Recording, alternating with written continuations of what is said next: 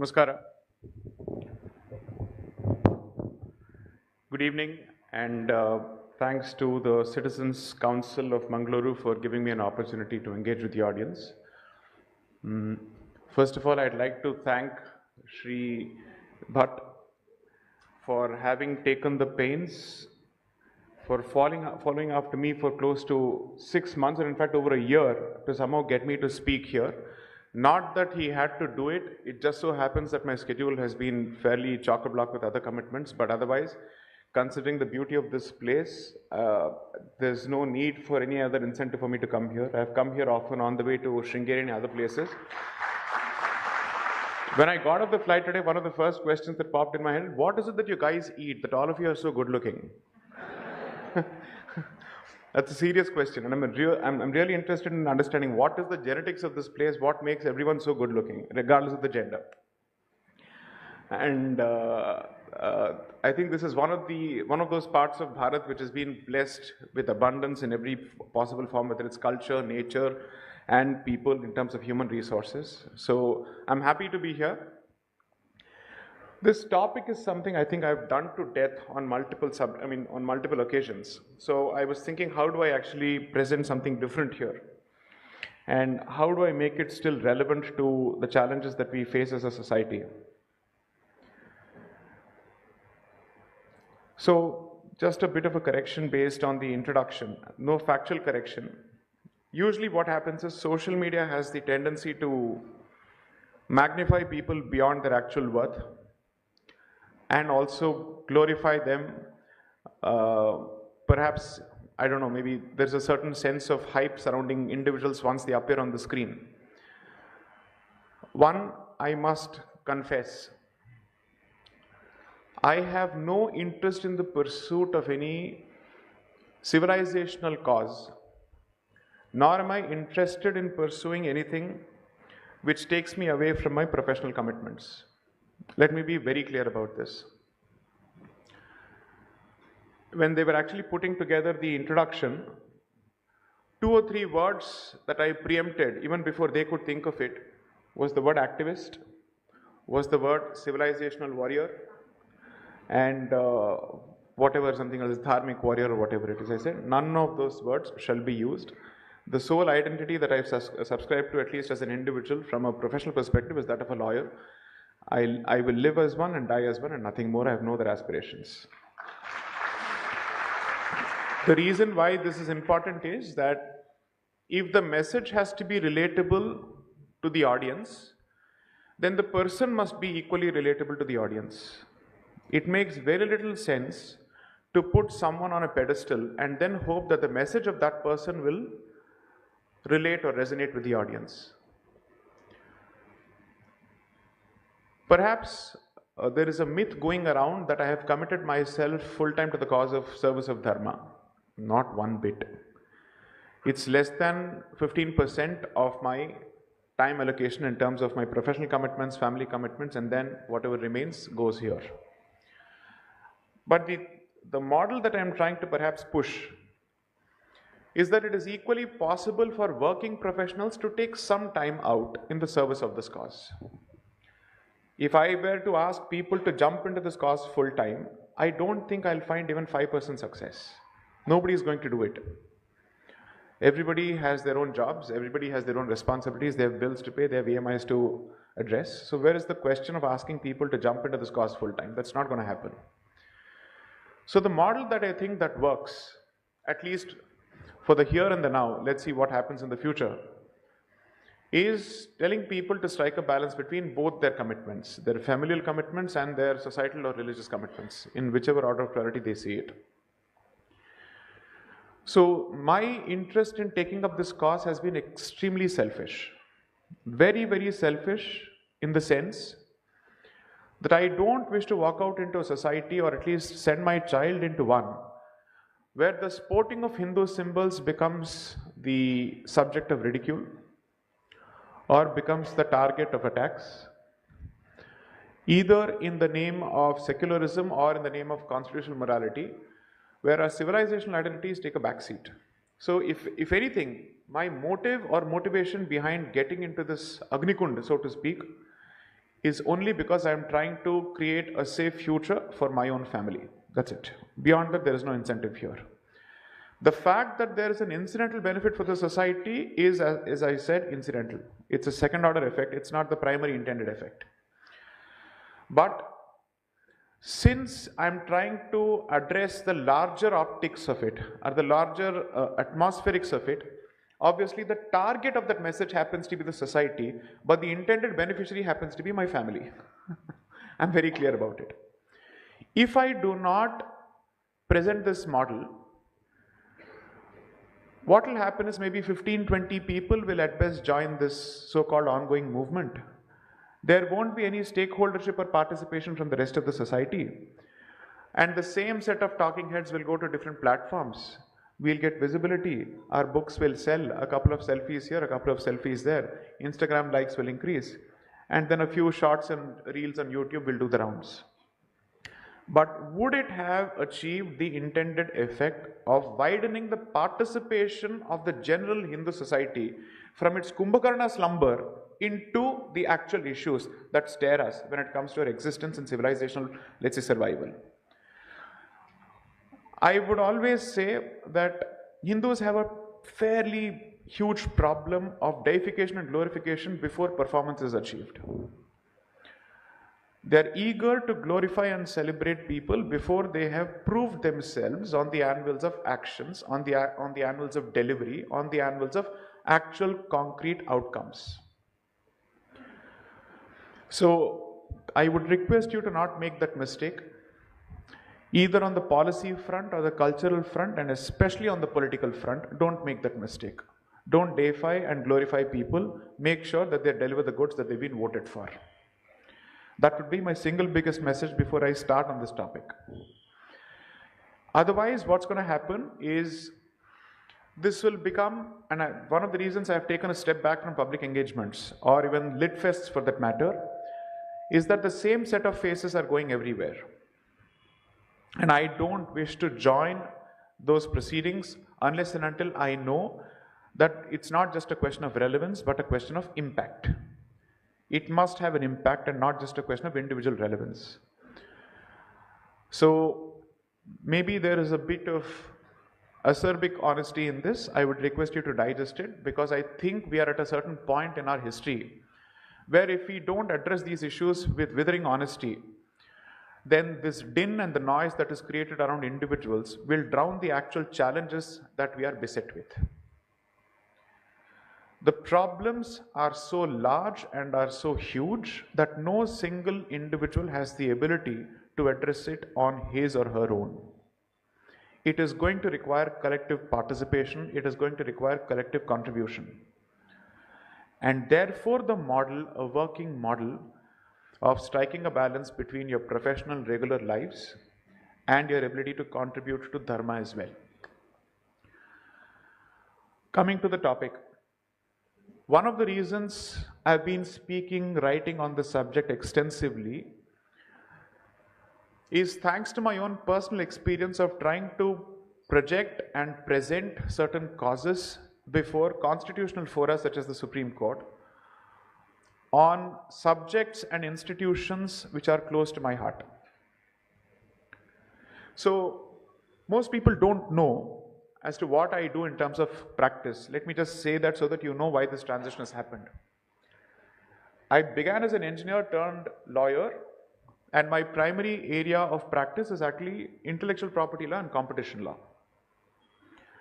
Even if I say so myself, I have some degree of expertise over the last 15 years. I've been the advisor to multiple governments on implementation of IP policies.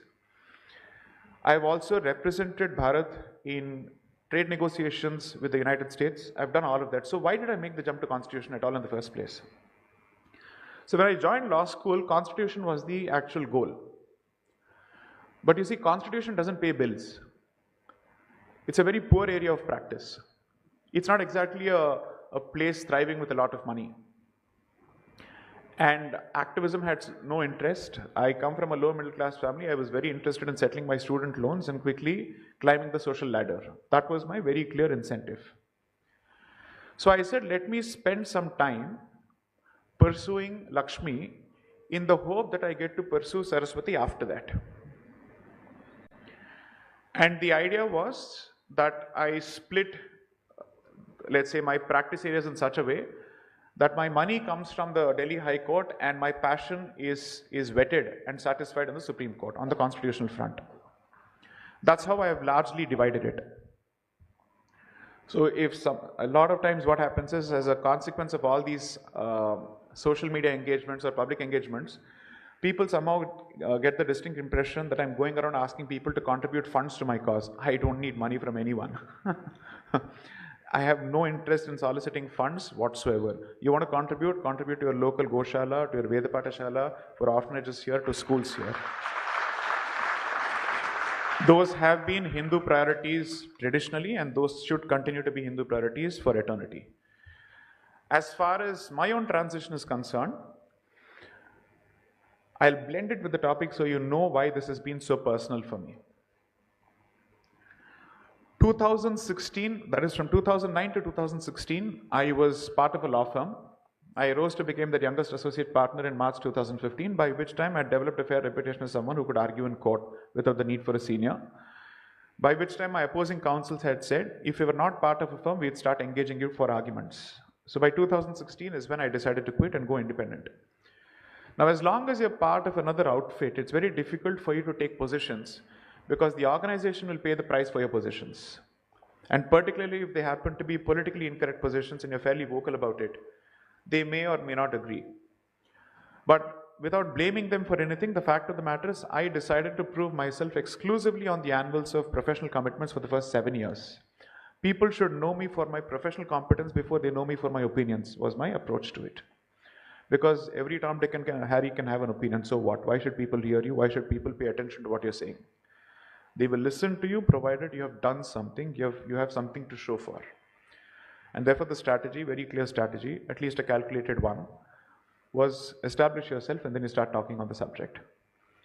So for close to 7 years, I spent my time keeping my mouth shut, keeping my head down, proving myself exclusively as a competent commercial litigator in the Delhi High Court. 2016 June is when I went independent as an independent arguing counsel, which is in the mold of a barrister, wherein you don't interact with the client. Your sole job is to argue in court. You don't file, you don't draft, you just argue. So your clients are other lawyers who want you to argue, and the actual client is the client of that lawyer. So the client is in a relationship with the solicitor, who is the one who prepares the matter. The solicitor engages the barrister to argue in court. So I happen to be in the arguing mold. So that's the practice model that I jumped to, because by then I'd already established a reputation as someone who could fairly argue in court. Around that time, the Sabarimala case was raging before a 3-judge bench. And the 3-judge bench was asking itself whether this matter is serious enough for it to be referred to a 5-judge bench. And therefore arguments were going on, I think, between October 2016 and February 2017 before the 3-judge bench. There was one organization called People for Dharma, which was looking for lawyers who could take up their cause pro bono. Now, they didn't have access to me, I didn't have access to them. Neither of us knew of the other's existence. Someone on social media, later that person met me and revealed his identity, put out a message to them, a public tweet in fact, that if you're looking for someone who will fight this cause passionately, regardless of any commercial incentive, go to this guy because he's serious about these things. Now, I don't know how that person had read this about me from a distance, but that's how they said it. That's how the opportunity landed on my table.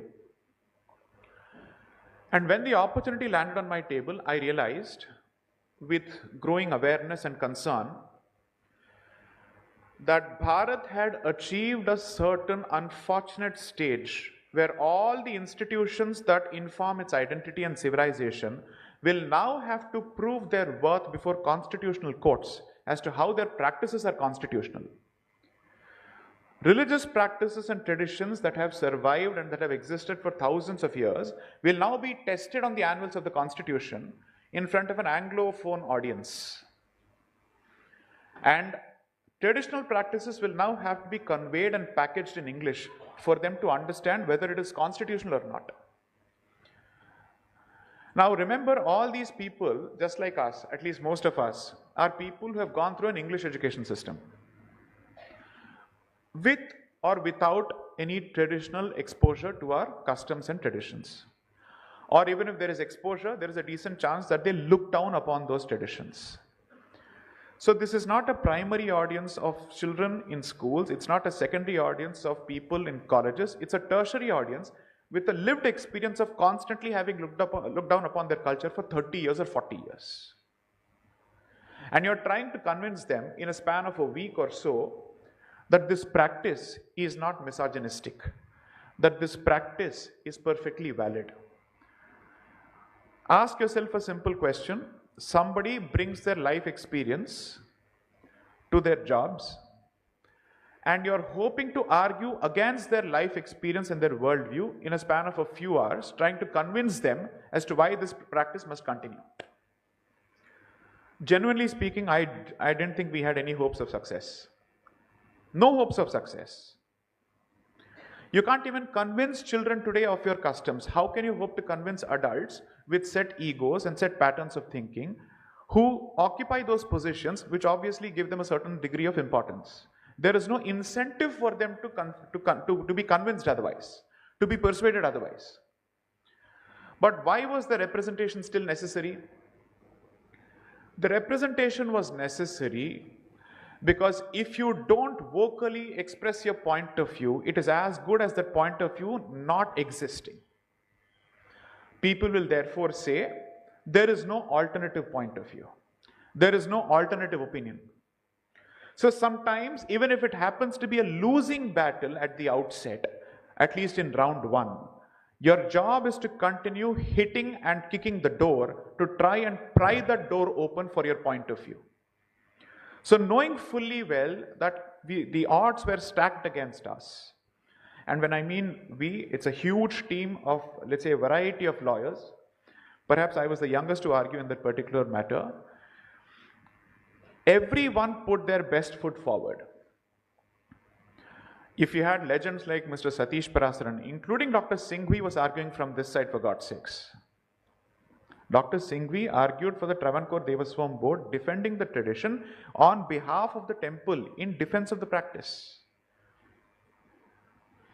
A host of voices, some of the most stellar voices produced by the Indian legal fraternity, did argue from this side and still managed to come out only with a 4-1 verdict, one opinion in your favor, 4 against you. And the one person to deliver a verdict in your favor happened to be a lady in the cause which is supposed to be about women. The dissenting opinion in favor of the tradition came from a lady. And the men were saviors of women in that cause. This is unfortunately how contemporary feminism works, where men become more feminist than women themselves. And in the process, what happened was, there was a moment of churn created. Allow me to say this, everything that has happened since 2018, especially since the birth of the Sabarimala movement, has only led to a rising Hindu consciousness. Before 2018, not many people had heard the words Naishthika Brahmacharya. People in the north of Vindhyas, several parts of that country had no knowledge of this particular temple, despite Russians, Argentinians and Brazilians coming to this temple with proper Diksha. Any number of videos put out by foreigners basically saying, we understand this, why can't you Hindus and Indians understand it? That was the extent of the problem. But sometimes I think these challenges are moments of learning and moments of churn, because they pry open the conversation from a confined box, and the entire Pandora's box is opened. Gender, jati, temple, everything comes out. And then people start thinking, okay, what do we actually know about this particular subject for us to have such strong opinions on? People started revisiting. From there, in 2018, when the first negative verdict came out, so many people who had written off Keralites and Malayalis as communists who were irredeemable and incorrigible, the women of Kerala took out processions in defense of the temple. thereby establishing that political choices and religious beliefs need not necessarily coincide. They could be different. And that possibility was out for people to see. So the educated women of the most literate state of the country came out on the streets protesting against a verdict which was apparently meant to liberate women in defense of a practice that was apparently misogynistic. Look at the irony of it. And they said, we know this practice better than you think we do. You don't need to come and save us. We can defend ourselves.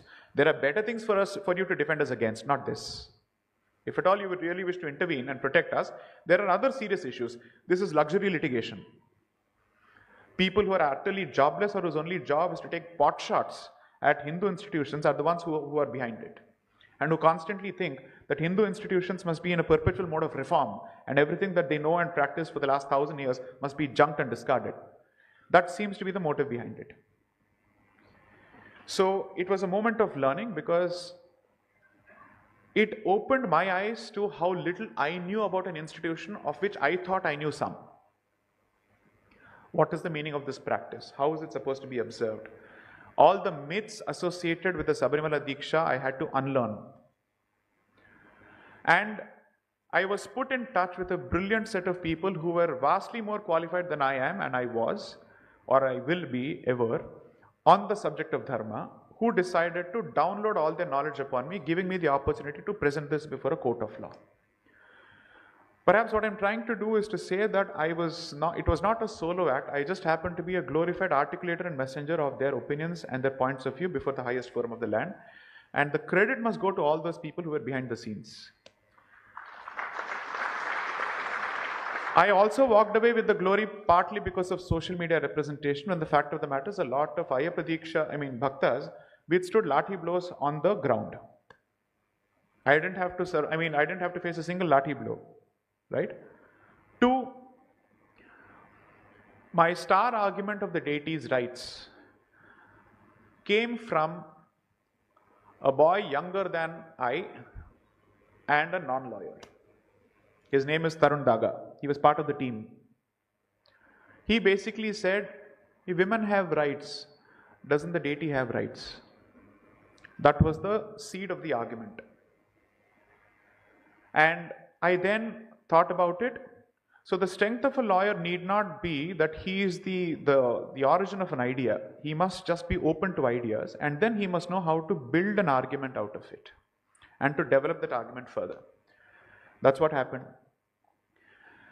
From there I went to the next experience, which was the Padmanabha Swami temple case, where I happened to represent the chief tantri of the temple.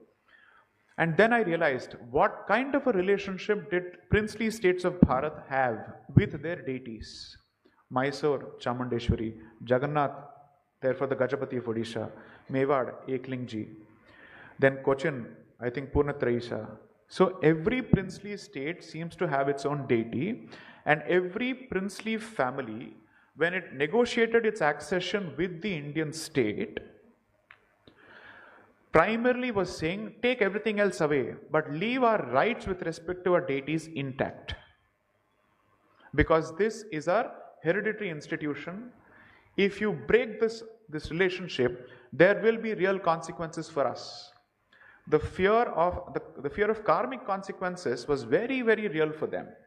And so if you go through the negotiations, I think the right-hand man of Vallabhbhai Patel, who wrote a book on the integration of states and who released the white paper on how integration must happen, captures it brilliantly as to how these parties negotiated with the Indian state. And then I said, okay, if 90% of the princely states were Hindu princely states, and the basis of the partition was a division between Hindu princely states and Muslim princely states, how did Hindu princely states come together to come out with a non-Hindu Bharat? How is that possible? So each of the parts have very clear religious allegiance. But apparently the unit that they form is a secular unit which has no religious identity at all. Is this what they negotiated for? How does this even work? That explains the absence of the word secularism partly in the original constitution. because they were all participants and stakeholders to how the constitution will be framed, because it would have a bearing on their surviving rights after the accession, including the religious rights. How do you call this a secular constitution if it has a specific provision for protection of the cow? If it has a specific article, Article 295A, under which the Union of India from the Consolidated Fund of India continues to pay an annual rent to the Padmanabha Swami temple for the lands that it is taken from the temple. So temple payment is made out from an apparently secular constitution. How do you explain this? Which is why I believe it's important for us to understand the entry of secularism into the Indian constitution very, very clearly. For all practical purposes, it was pushed and forced into the draft, or rather into the body of the document, only during the emergency. So those who wish to bat for the constitution and its integrity and whatnot have a lot to answer for, because this concept and this principle was inserted in the constitution during the most unconstitutional period of Bharat, when for all practical purposes all checks and balances were in a state of animated suspension. So how do you then constantly bat for secularism? That is a question of fact, that is a question of history that needs a very clear answer. Even the most hardcore of Hindu voices somehow are wedded to the concept of secularism without realizing what its origins are and its devastating, catastrophic effect on the civilization as a whole. Now, how do we understand secularism in Bharat? It says, the state has no religious identity. The state shall maintain an equidistance from all religions and all faiths. And the state shall never use its funds, which are supposed to be secular funds, for the promotion of any particular faith or any institution of any particular faith. In your lived experience, has Bharat done any of these? The answer is a no. So either the definition of secularism in this country is a khichdi, or we are fundamentally a hypocritical state. These are only two possible conclusions that I can come out with. Now, the consequence of insertion of secularism in the context of Bharat has been a large-scale, wholesale brainwashing of the entire population, which has the effect of telling the population that it shall never have the right to proudly wear the civilizational identity of this country on its sleeve. I've said this before, I'll say it again. Secularism is a political evangelical tool whose job is to sever your roots between you and your past, as a state, as a society, as a country. What they will do is that it's a river called secularism. They'll take you to that river, ask you to dunk in that river, and then your baptism is done. And thanks to that baptism, you're now secular Hindus. Morons who are oxymorons, or oxymorons who are morons. So, according to me, secularism is that particular water body to which we are all taken to convert and come out with a lens which is completely brainwashed. What is the origin of this word? What is the origin of this concept? I've written about this, but before me, stalwarts have written about this extensively. So whatever they've written, I'll just summarize it in 15 minutes so that you have a clear picture. Around the 12th or the 13th century in Europe, long ago, not so long ago, whenever long ago, the point is around 12th century, when there was only one denomination of the church, which is Catholicism in Europe, the relationship between the church and the rulers was an extremely tense relationship. Because the church effectively is based on the doctrine that human existence is divided into two kingdoms, kingdom of the earth and kingdom of heaven. The church has monopoly over kingdom of heaven. Rulers are allowed to rule the kingdom of earth. But since earth is subservient to heaven, the ruler is subservient to the church. Therefore, a tussle goes on for close to 3 to 4 centuries between the church and Christian rulers, not just rulers, Christian rulers. During this entire period, what happens is that kings try to take over the property of the church to control its ability to interfere with administration. Hid money as much as possible so that the church's ability to comment on administration comes down, so that the power that they wield over society comes down. And then the church also does a few things wherein apologies, confessions are sold for money. So a general, let's say, frustration or angst against the church as an institution starts building in European society. That gradually leads to the Reformation movement with Martin Luther, not Martin Luther King Jr., but Martin Luther, who is the founder of the Lutheran brand of denomination of Christians, and who are mostly, if you see Lutheran denomination, you'll find it in Germany for God knows for what reason. So he begins a movement of Reformation where he challenges the monopoly of the church. When he starts challenging the monopoly of the church, he then comes out with a protest against Catholicism, which results in the Protestant movement. A protest against the manner in which the Catholic Church operates, controls all religious aspects, and basically says you shall not have access to salvation unless and until you go through the church, specifically the Catholic Church. He tries to break that monopoly of the Catholic Church on salvation and all other aspects of religious behavior as well as non-religious behavior. That Reformation movement results in several Christian states of Europe choosing sides, some choosing the Catholic Church's side and some choosing the Protestant side.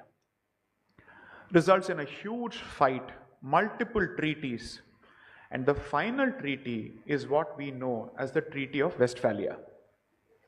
So the Treaty of Westphalia was not some kind of a political treaty, it was fundamentally a religious treaty wherein the monopoly of the Catholic Church over Christianity was completely broken. And for the first time, the treaty recognized that Christianity shall henceforth have two denominations, Catholicism and Protestantism. Now, once you do this, the concept of separation of the church and the state comes from that treaty, which is to say, the Catholic Church will not interfere with the rights of individual European rulers to decide whether they want to be parts of Catholic Christianity or Protestant Christianity. So therefore, separation of the church from the state is basically, it still retains the Christian character. It only says the Catholic Church will not tell us whether we should be Catholics or Protestants. And the ruler of each European state will have the power to decide whether he wants to be on the Catholic side or on the Protestant side. But the concept of secularism in Europe never meant give up Christianity. That the state shall have no identity. The state shall have a Christian identity, the ruler shall be a Christian. The only difference is whether he would be a Catholic Christian or a Protestant was the distinction.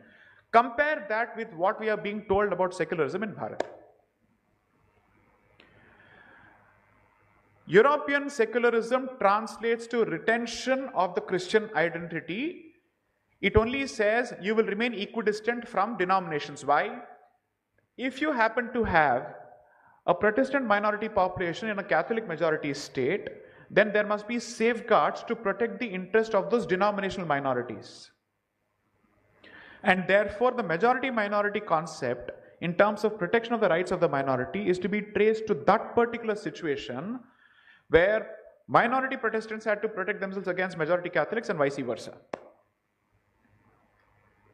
However, the existence of a minority Catholic in a Protestant majority state would not require the state to give up its Protestant majoritarian identity and vice versa. So they were entitled to have their own identities. And I'll give you a simple comparison. Think of it as fights, let's say a fight between Vaishnavites and Shaivites. If the king happened to be a Shaivite and you had a minority Vaishnavite population, he would have to safeguard their rights, but that doesn't mean he would have to give up his own Shaivite affiliation. And he would still be a Hindu king, but with a Shaivite identity, who basically says, I will employ laws in such a way that they're equidistant from both sects. This is not Dharma Nirpekshata, it is Panth Nirpekshata. Dharma Nirpekshata means I don't have an identity, I am equally distant from different religious identities. Panth Nirpekshata means I have a religious identity, but I am equally distant from the Vaishnavite and the Shaivite. Secularism, when exported to Bharat, like every other European export to colonized societies, was meant to divide the society and to prepare it for ultimate conversion. Secularism is the intermediate step before you give up your religious identity altogether. And this is a documented, intended, let's say, strategy that they themselves say in their correspondence. Why is it that the definition of Europe of secularism in the mothership, which is Europe, allows them to retain their national religious identities, but when it is exposed to countries like Bharat, it results in countries like Bharat having to give up their civilizational identities and religious identities? Why? Which is why I use the words consciously, the myth of secularism, because what has been perpetrated on us is a mithya, which has got nothing to do with the original story of secularism in the mothership, namely Europe. So the next time someone says secularism means separation of the church from the state, please ask that blessed idiot to explain why does it speak of church and the state? Why not any other institution? Why does this concept speak of the church? Because the history of secularism is the history of the church. Hence the words separation of the church and the state. Second, the other compromise that was struck between the rulers and the church as part of this principle was, since the territory of the church will be separate from the territory of the king in terms of the jurisdictions, the king shall never be allowed to appropriate property of the church. In this country, what it is translated to is the appropriation of temple property by the secular Indian state. So it was meant to ensure that the king shall never have the right to interfere with the financial independence and autonomy of the church. It has taken the exact opposite consequence in this country. For all practical purposes, we are glorified Macaulay Putras and Putris who have zero understanding of how these concepts have devastated our society fully and entrenched unnecessary concepts in the heart of the society, hopefully not forever. And idiots on social media fight on saying, you are secular, I am pseudo-secular and ulta. Don't give up the concept altogether. Because secularism in its truest form and definition is incompatible with Hindu philosophy. It is incompatible with Hindu ethos. It is incompatible with Hindu administration. Because Hindu governance is based on the concept of Rita and Dharma. The king is seen as the torchbearer of Dharma. The king is effectively seen as the one who will advance the cause of Dharma.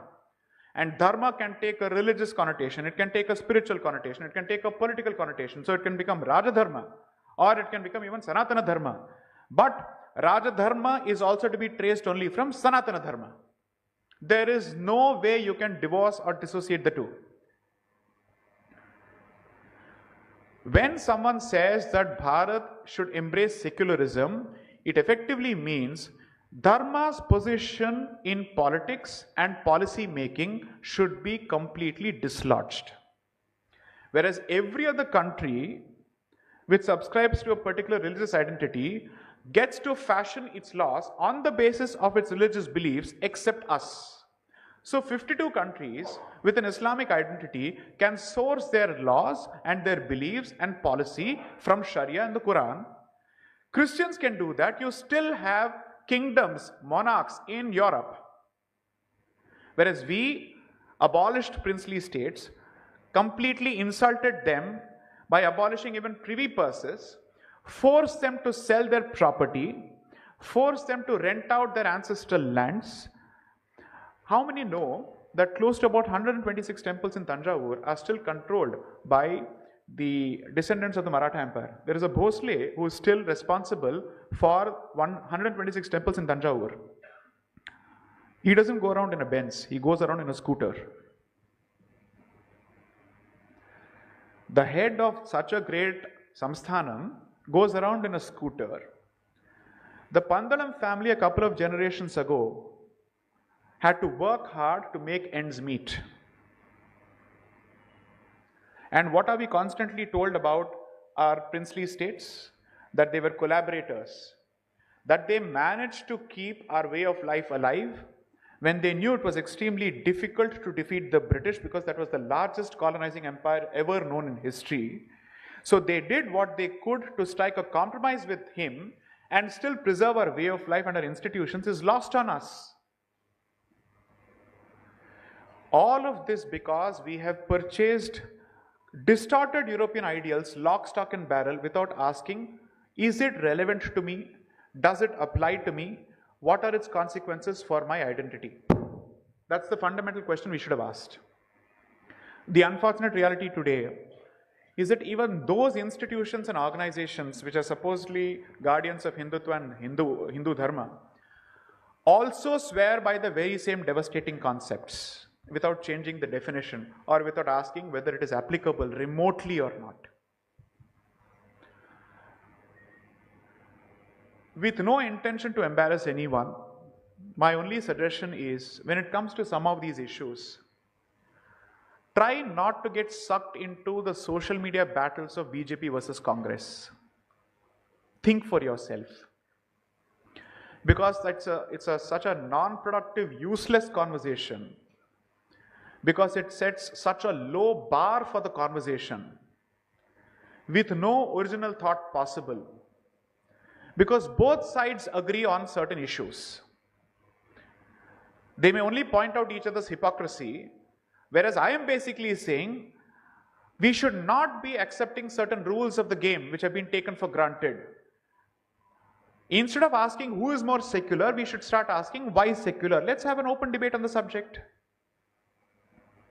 Why secular? What is its impact? And it extends to a host of other values. I am not here trying to take pot shots at any organization. I am only trying to say, since you have taken the interest and the initiative to attend a lecture on such a boring topic, I am assuming that you are open to slightly more different points of view than the standard Congress versus BJP trope. Because I am sick and tired of it. I am done with it. It is way past the sell-by date. We are consuming expired goods, which can lead to nothing good. So focus on three things. What is good for our civilization? What is good for that identity which informs the identity of the civilization? Who is doing a better job of protecting that particular identity? Are they doing it enough? Can we push them to do better?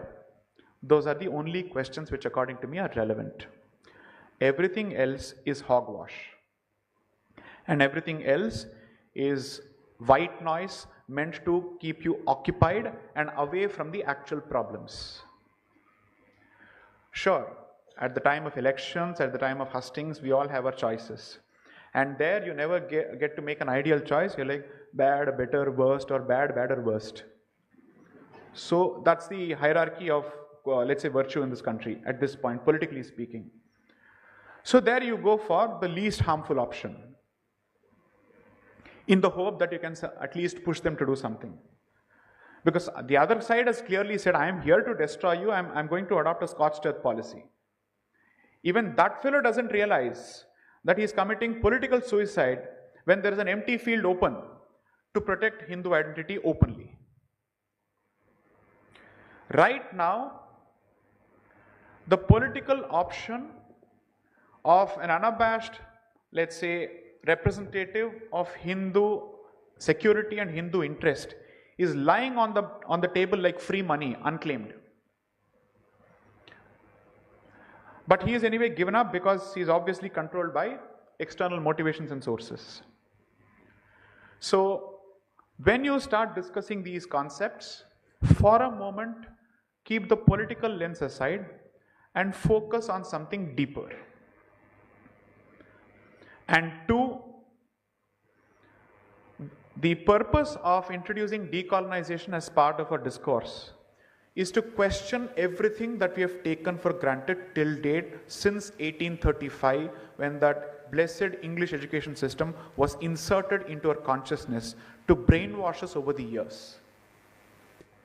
You have to realize what they said when they introduced that system. Forget the so-called Macaulay dialogue that people keep quoting and citing. That's irrelevant. There's actually something deeper. They realized after multiple battles that the one aspect of Bharatiya society that they must not touch is religion. Because you can take over our resources, you can do whatever you want. The moment you touch religion, you will get a bloody nose. 1857 proved it even further. So between 1835 and 1857, they had multiple such experiences, and then they realized this community will resist immediate forced conversion because they've been fighting that brand of forced conversion for 800 years before that. So we have resisted the sword openly, so therefore we are comfortable picking up the sword to resist the sword. And therefore they start a slow poison, which will take effect over generations. Like time bombs that will explode, where Hindus themselves will stand outside universities protesting against CAA, against NRC, idiots of the first order. And that bomb is exploding almost 150 years after it was set in motion. You're trying to protect your present while your future is standing up against you. And when this happens, they are hoping, remain Hindus, but remain Hindus on paper only. Only for legal purposes you'll remain Hindu, because by the time you're out of this laundry, which I call the English education system, the Indian education system, we would have brainwashed you properly. Hindu, Hindu, Hindu, weak Hindu, weak Hindu, weak Hindu. I am not a Hindu, I hate Hindu. Stages of conversion. So it's only a matter of time. And therefore, the word Hindu at this point, if I had to take a head count of practicing Hindus, we are not even 800 million according to me, because the test is how many of us would defend our religious institutions with conviction. And I wouldn't peg the number at more than 50% of 800 million, leaving us at only 40 crores. That's a I understand it's a fairly alarming assessment, but based on my experience, I don't think the number is beyond 50% of the total number on paper.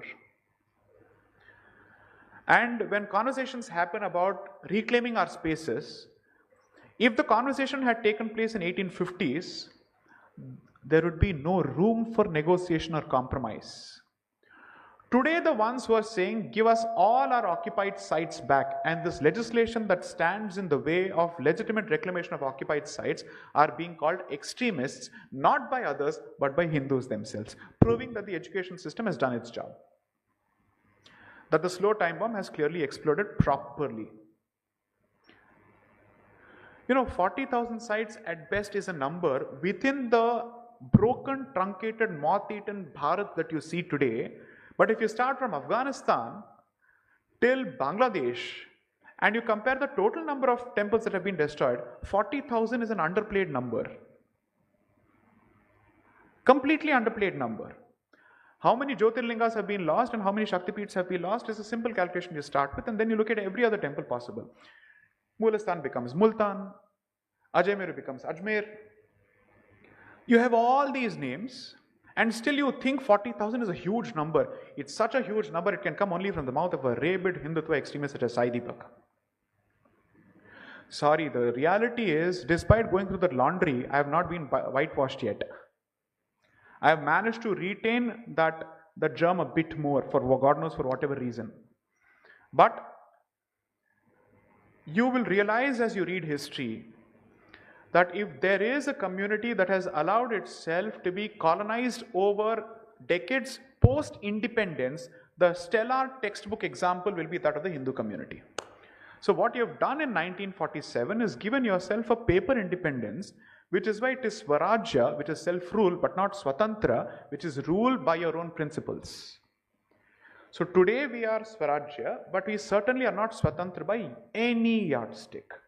Because you're ashamed of your policies, you're ashamed of your past, you don't have the guts to implement any of your political thoughts or your administrative thoughts in action. They're only relegated to ornamental speeches about how great we are and how we are the founders of democracy.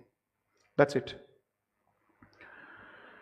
And the one document that is constantly being cited against you to say that if you take such a position, you are taking an anti-constitutional position, therefore happens to be the Constitution itself.